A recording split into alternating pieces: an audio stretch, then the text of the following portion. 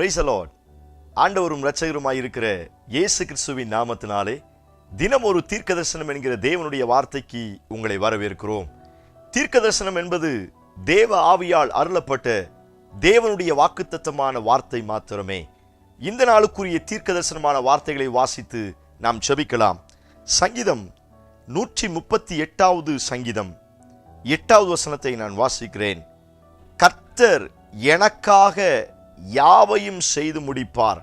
கர்த்தாவே, உமது கிருபை என்றும் உள்ளது. உமது கரத்தின் கிரியைகளை நெகிழ விடாதிருப்பீராக. ஆமென். கர்த்தர் இந்த வார்த்தைகளை நமக்கு ஆசீர்வாதமாக்கி தருவாராக.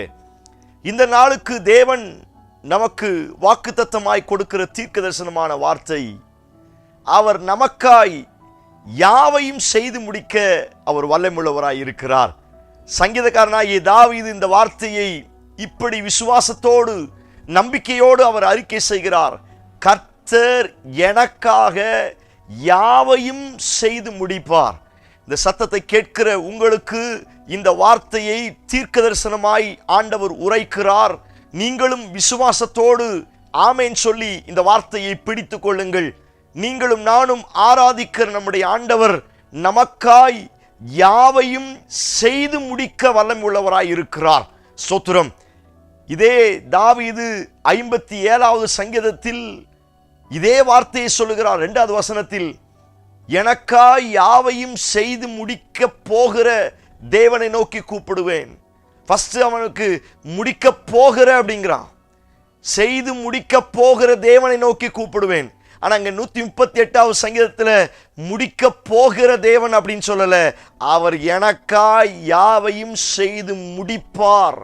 இந்த சத்தத்தை கேட்கிற நீங்கள் யாராய் இருந்தாலும் சரி, இப்பொழுது இருக்கிற உங்களுடைய சூழ்நிலையை பார்க்காதீர்கள். இப்பொழுது நீங்கள் அனுபவிக்கிற வேதனைகளை பார்க்காதீர்கள்.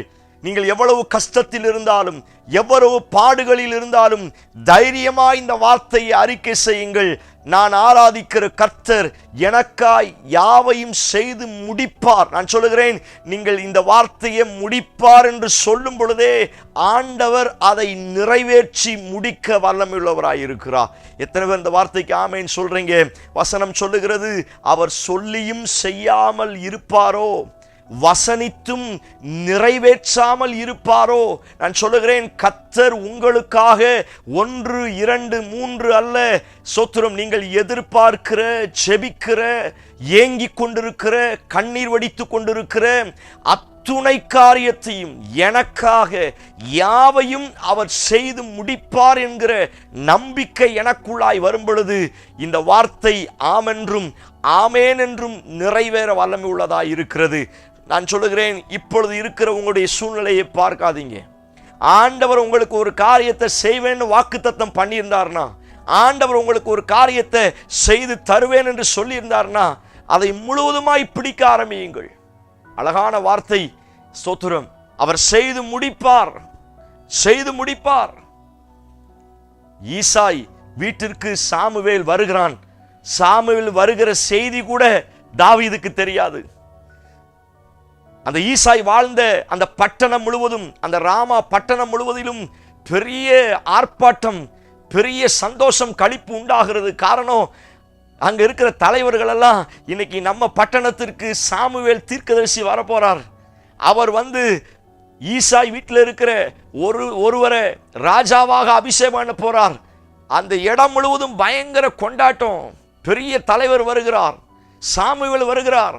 ஆனால் இந்த செய்தி கூட தாவீதுக்கு அறிவிக்கப்படல. தாவீது தன் வழக்கம் போல் செய்து வந்த ஆட்டு மேய்க்கிற தொழிலுக்கு அவன் டெய்லி காலையில போறது போல அவன் வழக்கம் போல போக ஆரம்பிச்சான். அந்த செய்தி கூட தாவீதுக்கு சொல்லப்படல. அவன் வீட்டில் பயங்கரமான சமையல் நடக்குது. சாமுவேல் சாப்பிடுவதற்கு வீட்டில் பயங்கரமாய் சமையல் நடக்குது.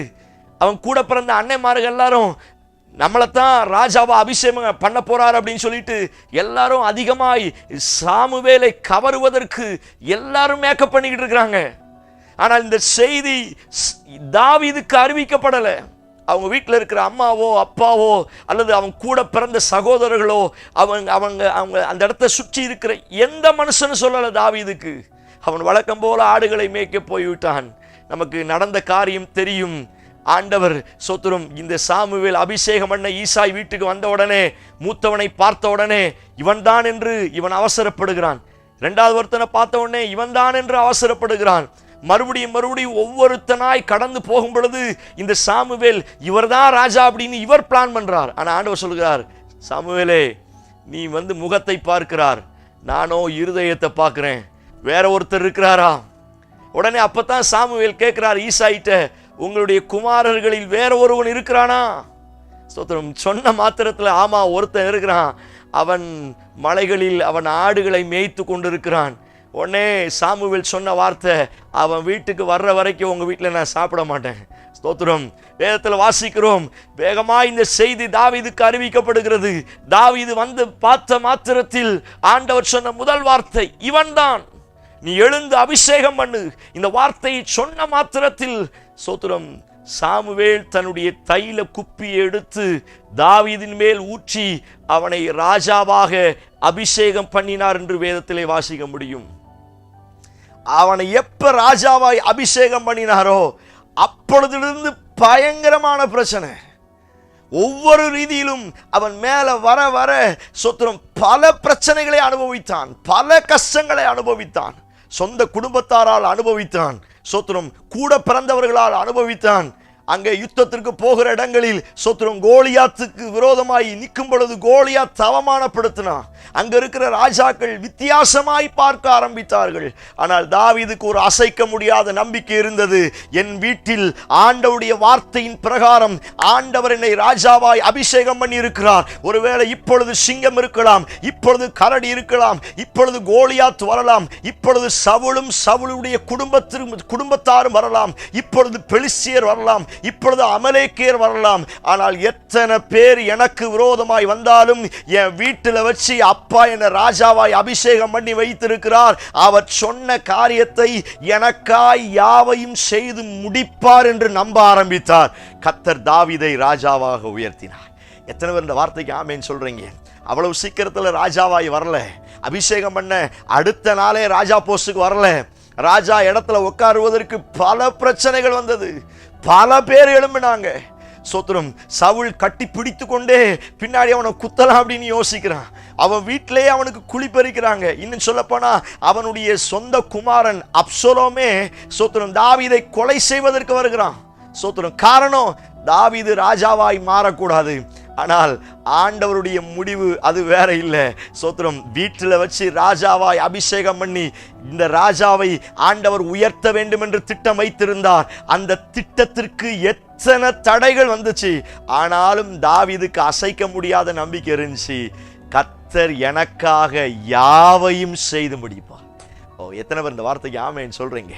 இந்த யாவையும் அப்படிங்கிற இடத்துல அது சிங்கம் வந்தாலும், அது கரடி வந்தாலும், கூட பிறந்த சகோதரர்கள் வந்தாலும், அல்லது அந்த தேசத்துக்காரர்கள் வந்தாலும், கோலியாத் வந்தாலும், சவுல்கள் வந்தாலும், சவுலின் குடும்பத்தார் வந்தாலும், பெலிஸ்தியர்கள் வந்தாலும், அவன் சொன்ன வார்த்தை இந்த யாவரையும் அப்படிங்கிற வார்த்தை எத்தனை பேர் தடுத்தாலும் அவர் எனக்காய் யாவையும் செய்து முடிப்பார். அவர் நம்ப ஆரம்பித்தான்.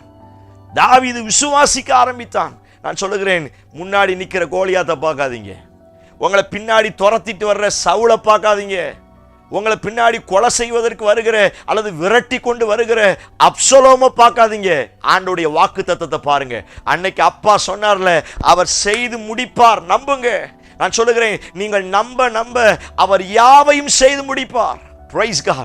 இப்பொழுது இருக்கிற சூழ்நிலையை பார்க்காதீங்க. இப்பொழுது இருக்கிற சூழ்நிலை எப்படி இருந்தாலும் பரவாயில்ல, அவர் சொன்னதை செய்து முடிக்க வல்லமையுள்ளவராய் இருக்கிறார். மலைமலையாய் ஓடுகிறான். எல்லா கெபிகளுக்குள்ள தாவீது போய் ஒளிந்திருந்தான். ஆனாலும் அந்த நிலைமை கடைசி வரை தொடரல. கர்த்தர் அவனுக்கென்று ஒரு காரியத்தை செய்து முடிக்க ஆரம்பித்தார். சோத்திரம். எந்த இடத்துல துரத்தப்பட்டானோ அதே இடத்துல பல ஆண்டுகளாய் சிங்காசனத்திலே உட்கார வைத்து கர்த்தர் அழகு பார்க்க ஆரம்பித்தார். இந்த சத்தத்தை கேட்கிற நீங்கள் யாராயிருந்தாலும் சரி, ஆண்டவருடைய வாக்கு தத்தத்தை பிடித்துக் கொள்ளுங்கள், தேவனுடைய வார்த்தையை பிடித்துக் கொள்ளுங்கள். அப்பா உங்களுக்கு தீர்க்கதரிசனமாய் சொன்ன அத்தனை வார்த்தைகளை பிடித்து நம்பிக்கையோடு ஜெபிக்க ஆரம்பியுங்கள். அவர் எனக்கா யாவையும் செய்து முடிப்பார். நீங்கள் முடிப்பார் என்று நம்ப எத்தனை கோலியாத் வந்தாலும், எத்தனை சவுலின் குடும்பத்தார் வந்தாலும், அவர்கள் எல்லாம் தடையாய் வந்தாலும் அந்த தடைகளை உடைத்து போட்டுவிட்டு உங்களுக்கு சொன்ன வார்த்தைகளை, உங்களுக்கு சொன்ன வாக்குத்தத்தங்களை, உங்களுக்கு கர்த்தர் கொடுத்த தரிசனங்களை நிறைவேற்றி முடிக்க அவர் வல்லமுள்ளவராய் இருக்கிறார். இந்த சத்தத்தை கேட்கிற நீங்கள் யாராயிருந்தாலும் சரி, அவர் உங்களுக்காய் யாவையும் செய்து முடிப்பார். இப்ப நீங்க எதை இருதயத்தில் நினைச்சு ஜெபிச்சுக்கிட்டு இருக்கிறீங்க? எந்த காரியத்தை எதிர்பார்த்து கொண்டு இருக்கிறீங்க? ஆண்டவர் சொல்லி இவ்வளவு நாட்கள் ஆயிடுச்சே, இன்னும் நடக்கலே, எதிர்பார்த்து கொண்டு இருக்கிறீர்களா?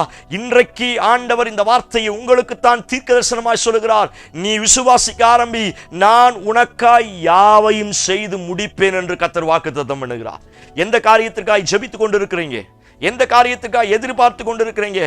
இன்றைக்கு நான் இந்த வார்த்தை உங்களுக்கு தீர்க்கதரிசனமாய் சொல்லுகிறேன். நீங்கள் செபிக்கிற, எதிர்பார்த்து கொண்டிருக்கிற சில காரியங்களை உங்களுக்காய் கர்த்தர் செய்து முடிப்பேன் என்று கர்த்தர் வாக்குத்தத்தம் பண்ணுகிறார். எத்தனை பேர் இந்த வார்த்தைக்கு ஆமென் சொல்றீங்க?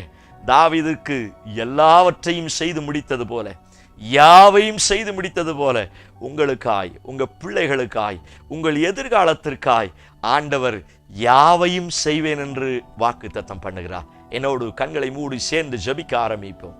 Praise God, hallelujah. தைரியமா சொல்லுங்க, முடிக்க போகிற தெய்வம் அப்படின்னு சொல்றதை காட்டிலும் கர்த்தர் முடிப்பார் என்று சொல்லுங்க. hallelujah. நான் ஜெபிக்கிற காரியத்திற்கு யாவையும் செய்து முடிப்பார் சொல்லுங்க. நான் சொல்லுங்க, இந்த வார்த்தைகளை கன்ஃபஸ் பண்ண உங்களுக்காய் சில வேலைகளை ஆண்டவர் செய்து முடிப்பார். உங்களுக்கு வர வேண்டிய சொத்து சம்பந்தமாய் இருக்கிற சில பிரச்சனைகளை அவரே வழக்காடி செய்து முடிப்பார். உங்களுடைய குடும்பங்களுக்கு வர வேண்டிய உயர்வு, ஆசீர்வாதங்களை அவரே யாவையும் செய்து முடிப்பேன் என்று வாக்குத்தத்தம் பண்ணுகிறார். இயேசுவின் நாமத்தினால இந்த வார்த்தையின் பிரகாரம் என் ஜனங்களுடைய வாழ்க்கையிலே ஒரு அற்புத சுகம் நடப்பதாக என்று நான் ஜெபிக்கிறேன். அவர்கள் எதிர்பார்க்கிற, ஜெபிக்கிற அத்துணை காரியத்தையும் ஆண்டவர் அவர்களுக்காய் யாவையும் நீ செய்து முடிப்பீர் என்று நம்புகிறோம். நீ செய்து முடிக்க போகிறபடியினால் உமக்கு ஸ்தோத்திரம். சத்தத்தை கேட்கிற ஒவ்வொருவருக்கும் அப்படிப்பட்ட ஆசீர்வாதம் உண்டாகட்டும். செய்வீர் என்று நம்புகிறோம். இயேசு கிறிஸ்து மூலம் ஜெபிக்கிறோம். ஜெபம் கேளும் நல்ல பிதாவே. Amen, amen. Praise the lord. நம்பிக்கையோடு இந்த நாளை துவங்குங்கள். உங்களுக்காய் யாவையும் செய்து முடிக்க போகிற கர்த்தர் உங்கள் வலது பக்கத்தில் உங்களுக்கு துணையாயிருக்கிறார். ஆமென். God bless you. கர்த்தர் உங்களை ஆசீர்வதிப்பார்.